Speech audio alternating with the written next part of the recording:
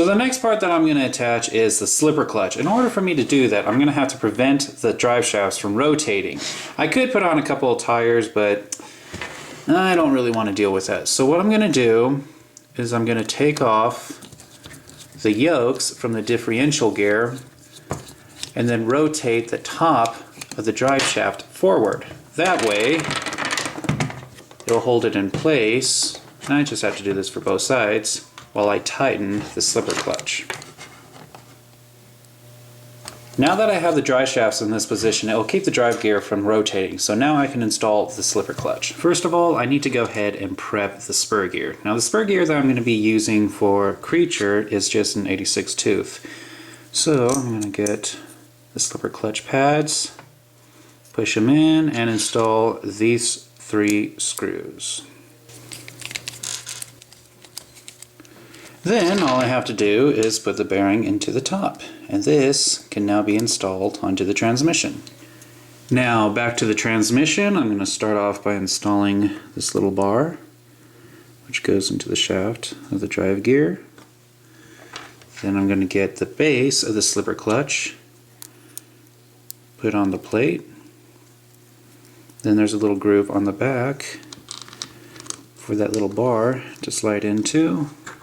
Get the spur gear, that on, get the spring, then a 4mm nut.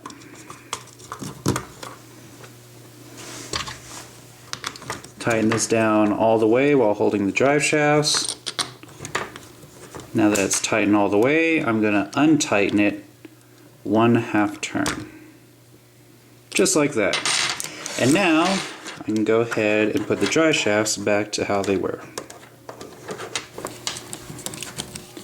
Now that the drive shafts are back to how they were, I'm going to install the rear camber link to the axle carrier, using, of course, a stainless steel screw.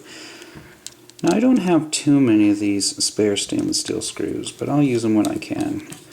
Otherwise I'm going to use screws from XL5 Wrestler and VXL Stampede. So it's going to be a whole mishmash of different types. Now that this side is done, I'm going to do the same for the other. Now both of the rear camber links have been installed. Now something I forgot to do in the last video was install the screws that the turnbuckles will eventually be connected to. So I'm going to go ahead and do that now. And now for the other side. Now I do have the option to go ahead and hook up the turnbuckles and front camber links, but it would just be too awkward to install it later on, so I'm just going to leave them off until I get to the bulkhead and front shock tower.